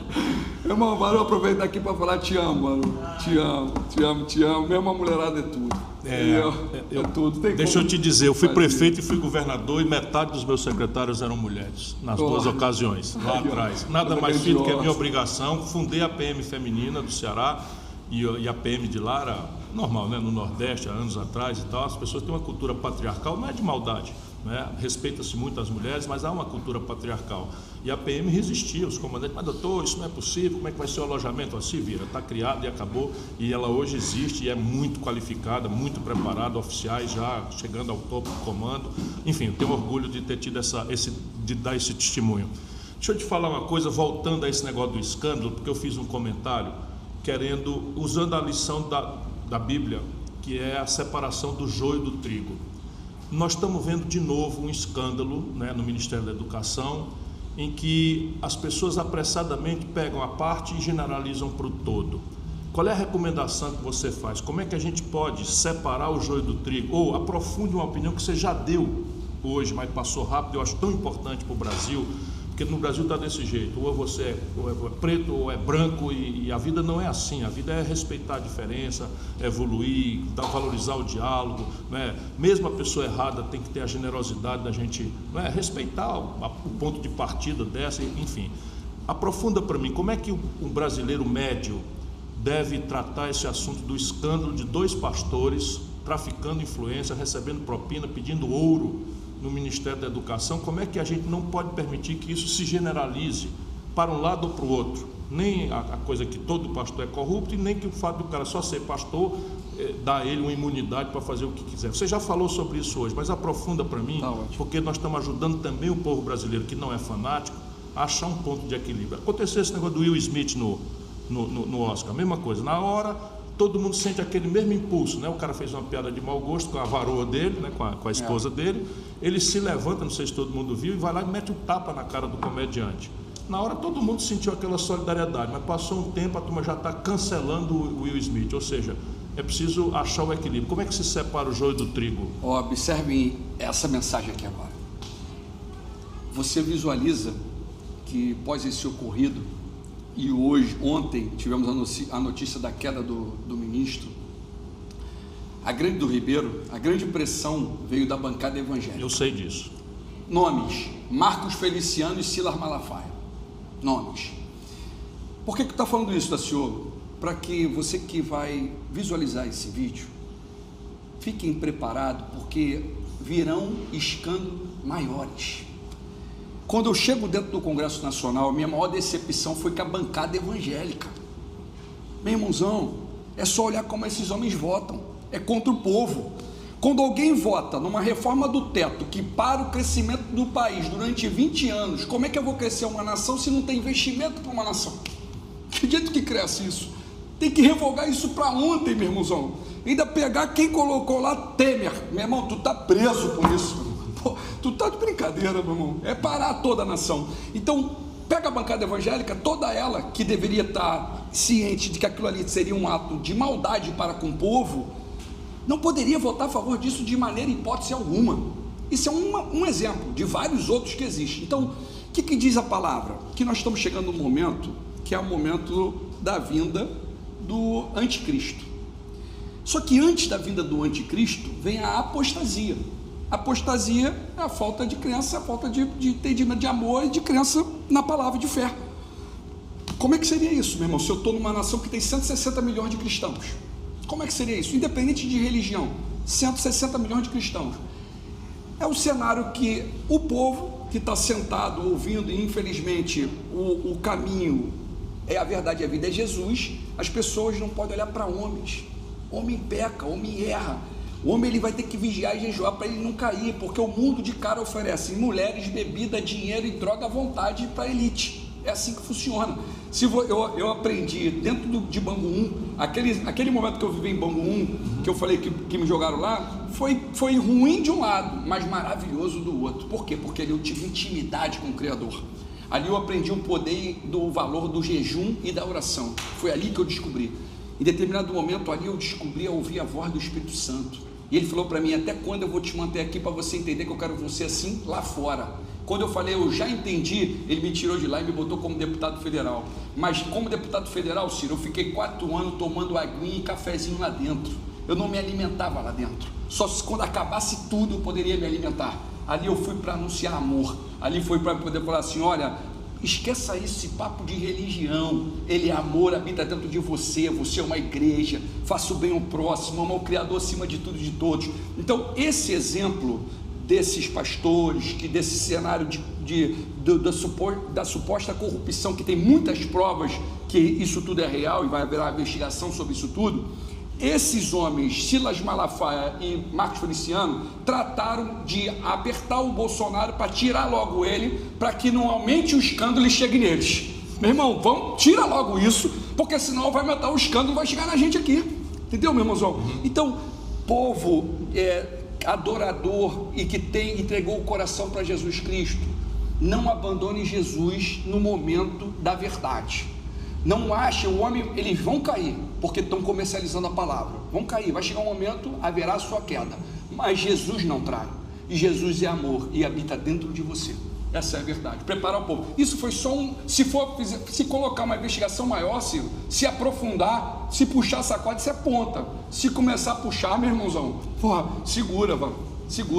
Faz uma investigação profunda da bancada evangélica e nós vamos entender. Ciro, nós estamos em março. Nós estamos falando de uma eleição que é agosto. Outubro? Não, em agosto começa. Sim. Início, dia 15 de agosto, dá o pontapé inicial da campanha, para dia 2 de outubro. Olha qual o grande cenário, Ciro. Nós precisamos, e eu creio que vai acontecer isso, olha qual o grande desafio que eu entendo que nós vamos enfrentar. Os despreparados, os que estão incapacitados de sentar para debater soluções para o Brasil, eles não querem um diálogo como esse, eles não querem um tempo de debate. Eu acho que esse é o grande erro da política nacional, não colocar os pré-candidatos juntos para sentar, aqui tem um problema, qual é a solução? Me traz a solução. Você não vai conseguir mostrar para uma nação em 1 minuto uma resposta tão complexa de problemas grandiosos, né? Então, nós vamos proporcionar ao povo, e eu vou de extrema importância, o que está no meu coração batendo. Esse dia eu mostrei o teu livro para os meus seguidores. Eu quero justamente, até o momento presente eu ainda não divulguei ainda esse nosso momento porque ele vai ao ar às 19h30. Então, quando terminarmos aqui, hoje eu vou falar, olha, vão lá ao vivo lá para assistir, justamente para que as pessoas possam ter conhecimento disso. Então, tanto o Bolsonaro quanto o Lula, eles querem que fique essa polarização que o Bolsonaro classificou entre o bem e o mal, que na verdade é o mal com mal. É o mal com mal para o Brasil. Nunca ninguém entregou tanto a nação como o Bolsonaro está entregando como militar. Ele chegou a entregar Alcântara, centro de lançamento aeroespacial, principal ponto da nação e do mundo para o lançamento de satélite, com uma diminuição de combustíveis que nenhum outro lugar do mundo tem. Os Estados Unidos botou uma base dentro do Brasil. Que é isso, meu irmãozão? Que patriota é esse? E fica proibido, pelo que eles assinaram, até as autoridades brasileiras de entrar lá. Não, que deu um absurdo isso que foi colocado. Então, conclusão, nós temos que mostrar, e vai acontecer, e aí que eu entro no sobrenatural, porque eu estou aguardando nossa ida ao monte. Por que, Daciolo? Porque eu creio que você vai ter um encontro com o Espírito Santo. Meu irmão, você é um homem de sabedoria do homem, você tem muito conhecimento porque você é dedicado e estuda para tal, e você vai experimentar um sobrenatural, porque o teu amor é verdadeiro, o teu coração é verdadeiro, você abre o coração para isso. O Espírito Santo é um ser verdadeiro que habita dentro da gente e começa a impulsionar para coisas novas, te traz uma tranquilidade maior. Eu lembro que eu era muito brigão também, mulherengo, brigão e beberrão, e eu aprendi hoje, meu irmão, pode bater, varão, bate de todos os lados, mas bate gostoso, já que tu vai dar um tapa, então dá bem dado, porque eu vou ter que assimilar esse tapa, então amém, porque ele fala assim, olha, a mim pertence a ira, eu retribuirei. Maldito é o homem que cai na mão do Criador, meu irmãozão. Então, vamos pegar esses adversários da nação, esses que estão matando o nosso povo, e vamos orar para eles, porque o Criador vai agir de forma sobrenatural, e vai mostrar o caminho da solução, do projeto nacional de desenvolvimento para a nação, de patriotismo, de nacionalismo, de defesa da nossa pátria, das nossas riquezas, de crescimento, de proteção, do fim da opressão do nosso povo. Então eu acredito que o irmão, você, meu irmão, é um instrumento do Criador. Se formos parar para analisar qual era a probabilidade de Daciolo bater na tua porta naquele dia, que probabilidade é essa, meu irmãozão? E o que eu fui fazer lá? Eu cumpri uma ordem. Tem uma mensagem, e isso está em Ezequiel 33, que ele fala assim, ó, te coloquei como sentinela na nação. Se eu disser para você, avisar para aquele varão lá, que ele vai morrer, e você não avisar ele morrer, a culpa é tua. Agora, se você for lá avisar, e ele mudar o procedimento dele, eu aumento o tempo de vida dele na terra. Meu irmão, isso aqui é uma passagem terrena, é muito rápido. 70, chegou a 80, é fadiga e cansaço. É assim que funciona. Chega um momento que ninguém parte sem antes ter tido a oportunidade do grande chamado. Que chamado? Eu quero você seguindo comigo. Você é maravilhoso, você tem sabedoria, mas agora eu quero te apresentar coisas sobrenaturais. O Criador quer te levar para águas profundas, Ciro. O Criador vai te capacitar, porque a perseguição é tão grande e a decepção maior é com os teus, com aqueles que estão em volta de você, que dizem ser teu amigo e que daqui a pouco vai te trair. Mas esquece, meu irmão. Entrega ao Criador. Posso falar aqui de forma profética, nessa caminhada, nessa trajetória política, haverá decepções com pessoas que dizem estar com o irmão, não estão. Você vai ver eles fazendo palco duplo, você vai ver eles conversando com você e querendo fazer cadeira para Lula, você vai ver isso, vai ter, mas meu irmão, levanta a tua cabeça, continua a tua jornada, porque o Criador tem algo especial para você, e tem um que não trai, esse é Jesus Cristo e habita dentro do irmão. Amém. Essa é a... E vamos para o monte, Varão, vamos para o monte. Esse é o Cabo Daciolo. Eu queria muito revelar, ele é uma pessoa completamente diferente, e as pessoas por preconceito vão olhando logo ali e cancelando, mas vocês viram hoje a profundidade. Eu te agradeço, meu irmão, te agradeço aquela oração, aquele abraço fraterno, mas eu profundamente agradeço você existir, um patriota nacionalista que dá testemunho na plenitude da sua força, da sua juventude, e é pouca gente que tem a tua força moral aliada a essa consciência de cidadania, né, de solidariedade à causa do povo brasileiro. Eu te agradeço muito. Tá? Estou em paz. Eu te adoro, meu irmão. E agora chegou a hora do react do Cirão. Roda a vinheta, diretor.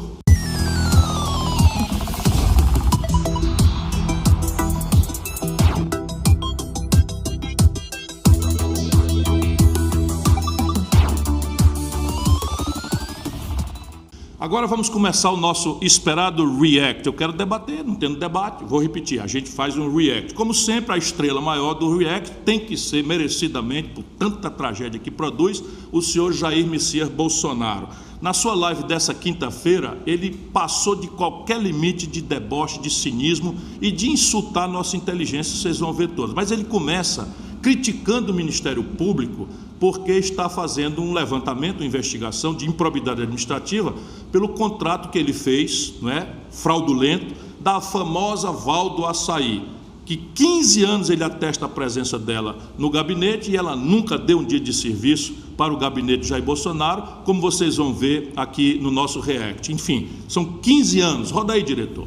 O processo de improbidade administrativa em cima dela, em cima de mim, mas dela, coitada, uma pessoa humilde, da Vila. Se você passar na Rio Santos, né, tem Vila Só de Mambucaba, desce lá, vai tomar um açaí, ela não fatura um salário mínimo de lucro por mês, não fatura, é uma lojinha de nada, dá até vergonha o MP investigar isso aí. Val nunca esteve em Brasília. Não sei interrogar a Val não, nem a minha, eu estou confessando, ela nunca esteve em Brasília, é verdade. Vocês vejam aí, não é, como é que uma pessoa despudoradamente corrupta como é o Bolsonaro reage diante de uma acusação. O Ministério Público está acusando o Bolsonaro e a Val do Açaí de improbidade administrativa. O que é improbidade administrativa? É uma série de possibilidades, mas neste caso é de que a Val do Açaí recebia dinheiro por 15 anos do gabinete do deputado Jair Bolsonaro em Brasília e nunca deu um dia de serviço para o gabinete do deputado Jair Bolsonaro. Na verdade, tinha uma loja de açaí, não é, ali na Rio Santos, ali no interior do Rio de Janeiro. Isto é que é improbidade administrativa. Não estamos falando aqui da pobreza da Val do Açaí, nós estamos falando aqui que o Jair Bolsonaro cometeu crime de improbidade administrativa, porque durante 15 anos o Bolsonaro assinou pessoalmente o atestado de presença da Val do Açaí, trabalhando com ele. E ela e o marido nunca deram um dia de serviço para o gabinete. Na verdade, o Bolsonaro contratou com dinheiro público ela e o marido para serem caseiros de uma casa que ele tem lá no interior do Rio de Janeiro. É essa a improbidade administrativa que ele, eu confesso o quê?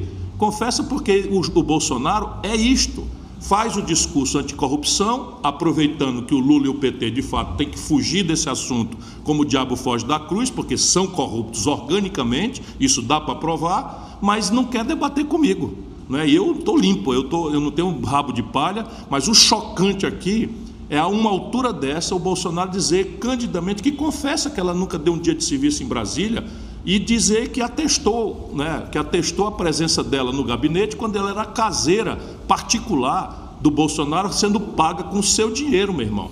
O dinheiro que está faltando às vezes para o seu filho comer, para o remédio da sua filhinha doente.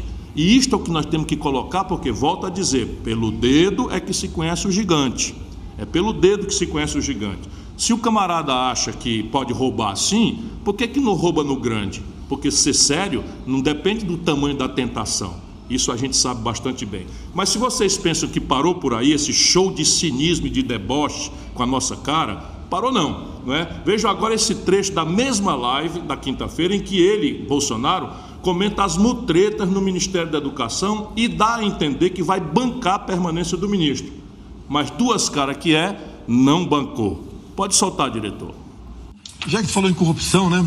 Vamos falar um pouquinho sobre a questão do Ministério da Educação no Brasil. Né? Duas pessoas estariam aí cobrando propina de prefeitos para conseguir recursos junto ao Ministério da Economia. Vamos lá? É tudo documentado, então não tem problema nenhum. A CGU, Controladoria Geral da União, que tem o ministro Wagner Rosário à frente, recebeu em 27 de agosto do ano passado documentos enviados pelo ministro Milton, da Educação, relativo a duas denúncias sobre possíveis irregularidades no Ministério. Exatamente o caso que está na mídia agora aqui. Bem, a Controladoria Geral da União, por 6 meses, investigou o caso. Chegou à conclusão que não tinha a participação de nenhum servidor público, zero, nenhum servidor público. E resolveu então, no dia 29 no dia 3 de março, agora, 3 de março agora, 21 dias atrás, encaminhar essas peças para a Polícia Federal, tá? E aqui tem a data, anteontem, quase no dia, acho que foi no dia da divulgação do caso, foi mandado para a Polícia Federal. Ou seja, o que nós temos feito aqui? Por que não tem corrupção no meu governo? Porque a gente age dessa maneira. Tá? A gente sempre está um passo à frente. O Milton, coisa rara de eu falar aqui. Eu boto a minha cara no fogo pelo Milton, minha cara toda no fogo pelo Milton.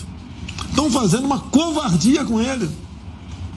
Então é assim, bota a cara no fogo pelo Milton, às 23h59, o homem é sério, é decente, é limpo, estão fazendo uma covardia, no meu governo não tem corrupção, e às 0000, um minutinho depois, demite o homem por corrupção, porque a imprensa não abandonou o assunto, apesar de todas as manobras que o Bolsonaro fez, misturar o assunto Petrobras, misturar assunto de saúde, etc, como ele sempre faz. Ele não percebe, que nem o Lula, que está se repetindo nas práticas de tentativa de manipulação da imprensa. Deixa eu explicar para vocês.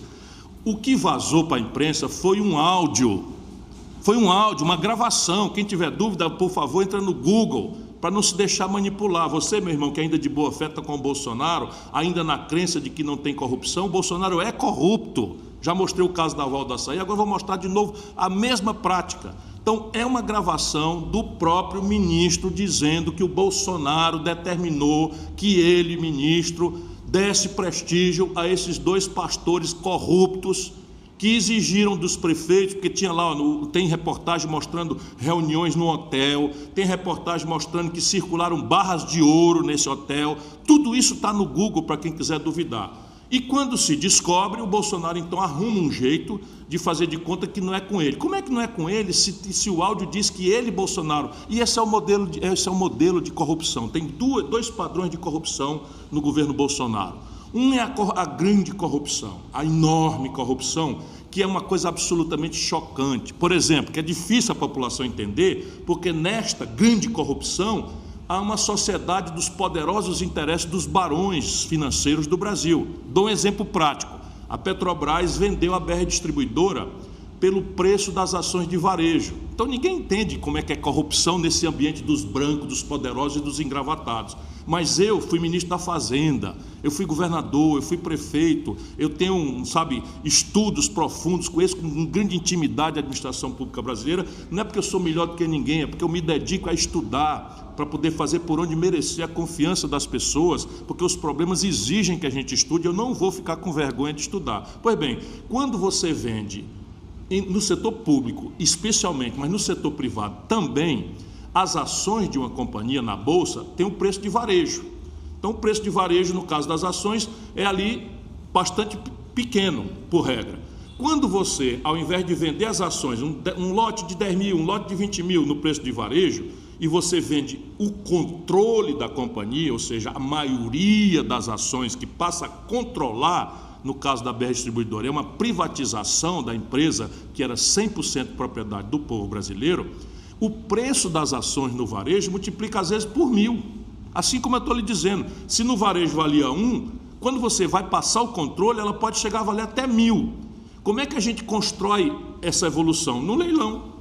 Pois bem, não fizeram nada disso, saíram esquartejando a BR Distribuidora e venderam pelo preço de varejo o controle da BR Distribuidora. Uma das maiores falcatruas lá fora, no estrangeiro. Todo mundo comenta essa falcatrua. Aqui ninguém abre um pio, porque quem comprou foram os barões brasileiros, que dão as cartas também na publicação, nas grandes mídias do país. Essa é a grande corrupção. A Petrobras, que o Lula também operou de forma absolutamente corrupta, deu para o Eunício Oliveira R$1 bilhão de contrato sem licitação. Esse mesmo Eunício Oliveira com quem ele anda hoje, eu estou dizendo prático, o nome da empresa era Manchester, sem licitação, enfim, tudo isso é verdade e nenhum deles tem coragem de me processar, porque eu tenho todos os documentos. O nosso país é um país assaltado por todos esses caras e eles não me toleram porque eu conto a verdade, porque eu não tenho rabo de palha. Pois bem, essa mesma corrupção do Bolsonaro, eles venderam os gasodutos e oleodutos da Petrobras. Sabe o que é o gasoduto? Vamos pegar aqui. A Petrobras tem um poço de gás em Urucu, lá no interior do Amazonas, e a termoelétrica de Manaus. Então tem ali uns 800 quilômetros, não sei direito aqui o tamanho, mas uma enormidade. Só quem usa esse gasoduto é a Petrobras. E ela tem isso, por exemplo, no Brasil inteiro. Pois bem, a maior parte dos gasodutos, a Petrobras, que só ela que usa, vendeu para iniciativa privada por preço absolutamente subfaturado, e aí a propina gigante, né, que rola direto. E no dia seguinte que ela vendeu esses gasodutos e oleodutos para a Petrobras, para a iniciativa privada, sabe o que aconteceu? Como só ela usa, ela contratou do cara que comprou, do capitalista privado que comprou, ela alugou. É assim mesmo, como se tu tivesse um apartamento, vendeu o apartamento por 100 e resolveu alugar por 10 do cara que te comprou o teu apartamento. Ou um negócio maravilhoso esse. Resultado, em 10 meses tu tem que pagar de aluguel o que tu recebeu para vender teu apartamento. Pois eles fizeram exatamente isso com a BR Distribuidora. Essa é uma categoria de ladroeira que está correndo frouxa no governo do Bolsonaro. A segunda é essa miudice, que é muito mais dele e dos filhos dele. O cabo que roubava da Val do Açaí, que roubava da gasolina do gabinete, o que é que faz agora? Em cada ministério, mas especialmente na saúde e na educação, as gravíssimas questões do Brasil, eles montaram uma quadrilha que envolve militares, que envolve pastores, que é a base do Bolsonaro. E resolveram fazer disso, em vez de liberar os recursos conforme planejamento, projetos, etc. Não, ele se acertou com o grande centrão. E ali, doutor, a corrupção agora está pedindo propina em ouro. Eu já tinha visto todo tipo de molecagem desse país, mas propina em conta de ouro. E o Bolsonaro flanando, como se não tivesse nada a ver com isso. Ele é um presidente que não sabe de nada, que nem sabe aquele outro. Pois é, o Lula a mesma coisa, não é? Diz que não sabe de nada, que não sabia de nada, e todo mundo roubando, especialmente os amigos mais próximos. E eu estou aqui de olho, e se não tiver debate, vai ter react. Bom, agora a cereja do bolo. No domingo, o Bozo teve a coragem de falar que o governo dele acabou com a farra com dinheiro público. E vocês sabem quem estava ao lado dele quando ele disse isso? Pasmem. Solta aí, diretor, para todo mundo ver. Acabou a farra com dinheiro público.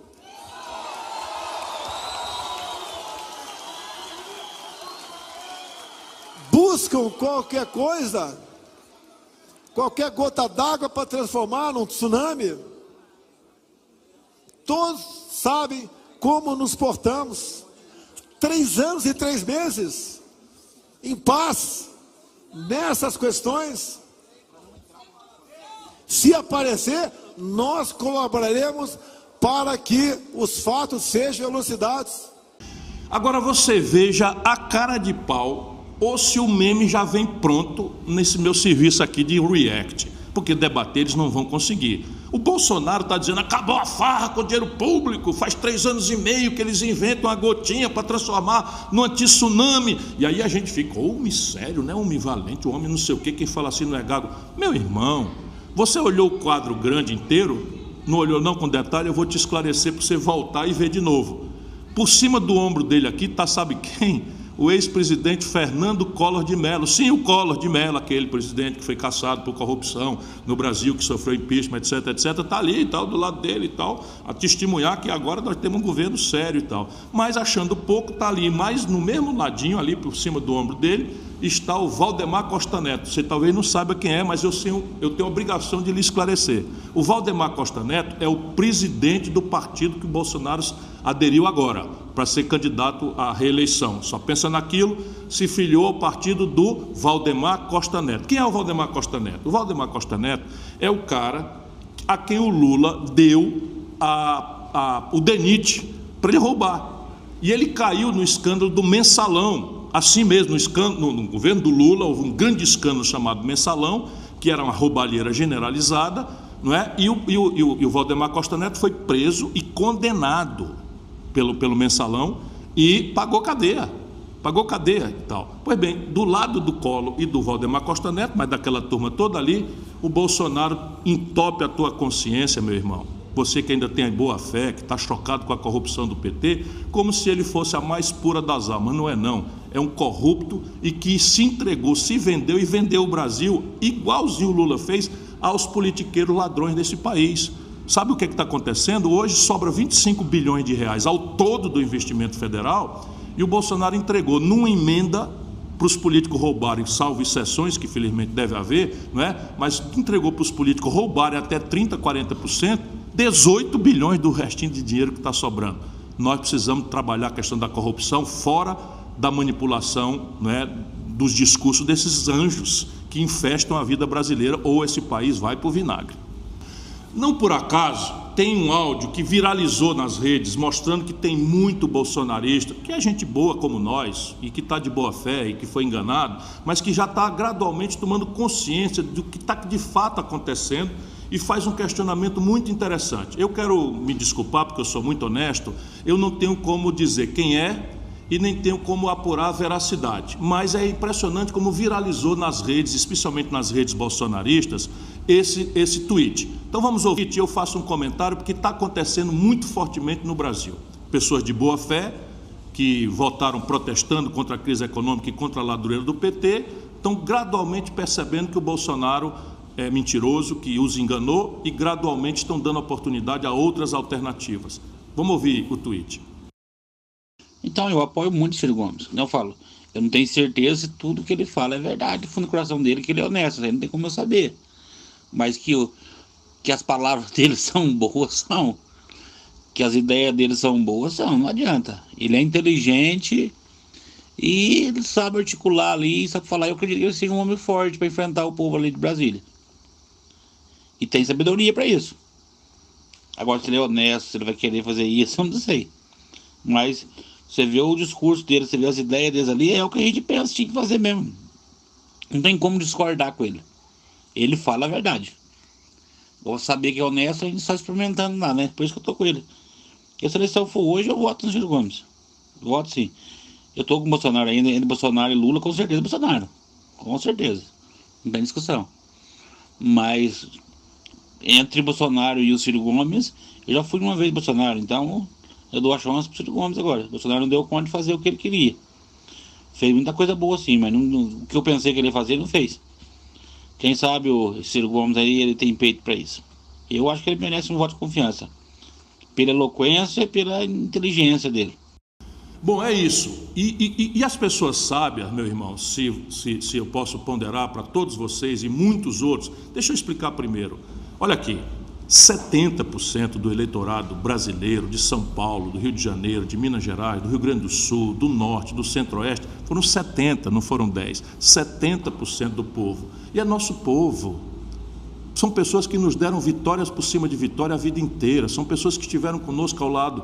E por que nesta proporção? Vou repetir o que eu estou dizendo toda hora com o meu coração e com muita humildade. Votaram com mágoa, votaram para protestar, votaram aborrecidos, com toda a razão, porque se sentiram enganados explosivamente por esse encontro terrível. A maior crise econômica da história brasileira, que é essa que está aí, foi produzida pelo PT. O Bolsonaro está agravando tudo, mas quem produziu essa crise, cujo sintoma mais dramático é o desemprego ter saído de 4% para quase 12%, foi o Lula e o PT no governo com a Dilma. Quem produziu a crise política brasileira foi essa mania sem escrúpulo do Lula de fazer conchavo. Espera um pouquinho, o Lula botou o Michel Temer na linha de sucessão.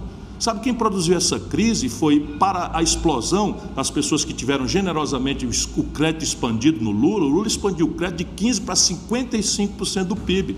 No dia seguinte veio a ressaca. E as pessoas estão por milhões, para ser exato, 63 milhões e 700 mil pessoas saíram do crediário, da crença de que ia dar certo, para a humilhação do nome no SPC. E aí isso está se conformando, então 70% do povo brasileiro votou no Bolsonaro, protestando por isso. E gradualmente as pessoas estão vendo que o Bolsonaro fez um projeto de propaganda, um projeto de marketing. Ele sabia desse sentimento, pegou muita grana de dinheiro sujo aí, não contabilizado, veio um assessor estrangeiro e empacotou, o nome do assessor estrangeiro é Steve Bannon, empacotou esse Bolsonaro, homem da moral, da família, homem contra a corrupção, que é uma nota de R$3, é um estelionato, um grande mentiroso. O que a gente deve fazer? Paciência, humildade, que é o que eu estou procurando fazer. Então, meu irmão, você é anônimo que está aí circulando, mas você deu a chave. Para pensar, meu irmão. O que ele está dizendo é o seguinte: olha, eu estou inclinado a votar no Ciro Gomes, mas nem sei se é verdade. Façam isso, todos os brasileiros. Sabe, nenhum povo sábio, nenhum povo maduro, tanto mais um povo machucado como nós, se apaixona por político. Sabe quem quer essa paixão, esse ódio? É porque está com medo de um debate em que a gente tira a roupa civicamente, tira a fantasia, sabe, tira a maquiagem, para olhar de cara feita, olhar, pesquisar de onde é que o cara vem. Se o cara está dizendo que é sério, ele não pode ter funcionário fantasma. Sabe, se o cara diz que é amigo do pobre, ele não pode ter tido a oportunidade de governar e ter governado muito mais para os ricos do que para os pobres. Eu tenho o número. No período que o Lula mandou no Brasil, ele transferiu para os ricos dos bancos 4 trilhões e 88 bilhões de reais. E no mesmo período transferiu para os pobres 332 bilhões de reais. Como nunca ninguém tinha feito nada pelos pobres, pareceu que esse pouco que o Lula fez pelos pobres é muita coisa. E como todo mundo sempre fez pelos ricos nesse país sofrido e machucado, o Lula ter feito também fazendo discurso de esquerda. Mas quando acabou o mandarinato do Lula, meu irmão, 5 brasileiros, 5 dedos de uma mão, acumulavam a renda dos 100 milhões de brasileiros mais pobres. E isso só muda com o modelo tributário. O Lula não mexeu uma palha no modelo de cobrança de imposto. Eu cobrava imposto sobre lucros e dividendos quando fui ministro da Fazenda do Itamar. O Lula revogou junto com o Fernando Henrique. Sabe, o Lula deixou as isenções fiscais na conta de 370 bilhões de reais. Faz sentido queijo suíço, salmão, filé mignon e mais 36 produtos, né, de luxo terem sido incluídos na cesta básica? É quase um chute no estômago de um povo que está passando fome para não pagar imposto. E é isso que esse áudio, na verdade eu falei tweet, não é tweet, esse áudio está circulando nos grupos de WhatsApp, mas saiu também no Twitter porque a turma está repercutindo. Então, vamos fazer isso, vamos parar para pensar. Para que se apaixonar 6 meses antes?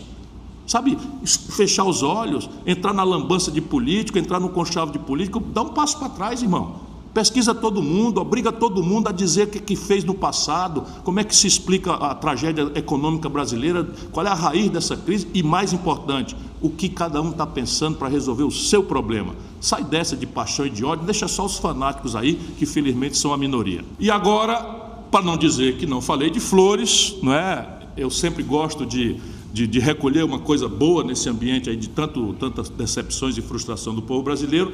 Eu quero, para encerrar, eu mostrar para vocês aí sim um tweet muito simpático de um cidadão brasileiro chamado Cássio Rezende. Solta o tweet. Bom, dá gosto, viu? Dá gosto porque paga a gente. Eu ando aí acordando de madrugada, lutando todo dia, né, sendo humilhado por esses poderosos que já ganharam a eleição, toda hora uma crônica dizendo que o mundo já se acabou, que eu não tenho chance, e eu não me abato. Mas eu não me abato porque eu amo o povo brasileiro, esse é o sentido superior, moral da minha luta. Não é porque é fácil, é porque é dificílimo que eu vou continuar lutando para construir um caminho que liberte o Brasil dessa bola de chumbo que nos amarra ao passado de ódios, frustrações, decepções, paixões despolitizadas, pasteurização da política, conchavo de gato, Chico, Manel e pato com arame farpado e picolé, tudo junto, para tentar mostrar ao povo brasileiro que é um caminho, né? Então, quando o Cássio diz que passou num concurso importante, é um concurso difícil, do Banco do Brasil, e ainda diz assim que eu já comecei a ajudar a diminuir o desemprego no Brasil, porque ele conseguiu passar, e olha o que ele disse. Ele disse que passou no concurso sem ter tido muita oportunidade de estudar, porque eu estava na cabeça dele, né, com as minhas palestras, com a minha militância, com o livro que eu escrevi, com o meu esforço de ajudar o povo brasileiro a entender, não é, as bases de um projeto nacional de desenvolvimento. E é isso que interessa, meu irmão. Nenhuma nação, eu vou repetir, nenhuma nação amadurecida, civilizada, sabe, deixa os políticos escaparem do sentido crítico na lambança.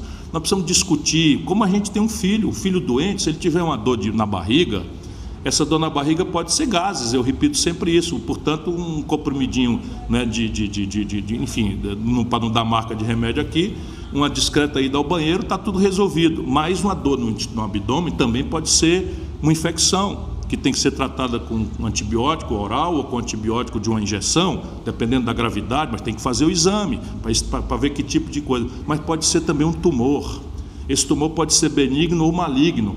Portanto, não é sabe, apressadamente, superficialmente, nem muito menos levando para um malabarista, lambanceiro, não é, um mágico, que a gente vai resolver isso. A gente tem que entender a doença com quem tem experiência, sabe, com quem é capaz de já ter tratado essa doença algumas vezes com sucesso.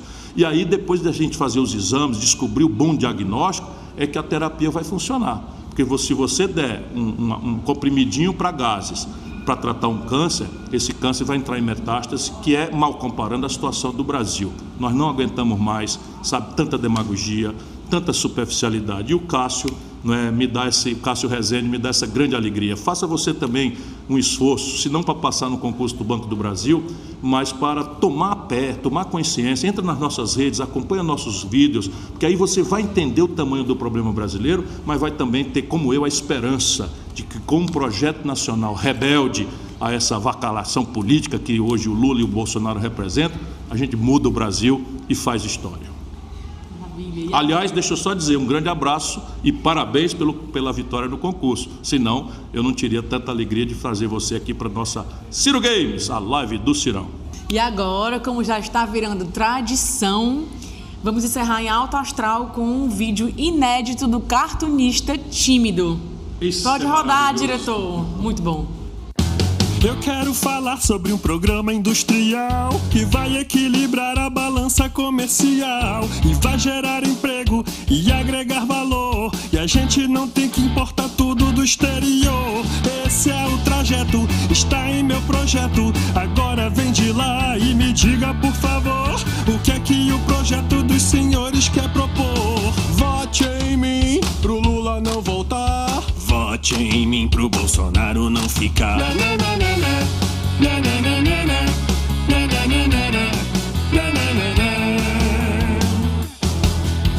Agora eu vou falar sobre o imposto de renda, do que eu fiz enquanto fui ministro da Fazenda. Taxar grandes fortunas não traz fuga de capital. O mundo inteiro cobra, isso é bom, isso é normal. Esse é o trajeto, está em meu projeto. Agora vem de lá e me diga, por favor, o que é que o projeto dos senhores quer propor. Vote em mim pro Lula não voltar. Vote em mim pro Bolsonaro não ficar.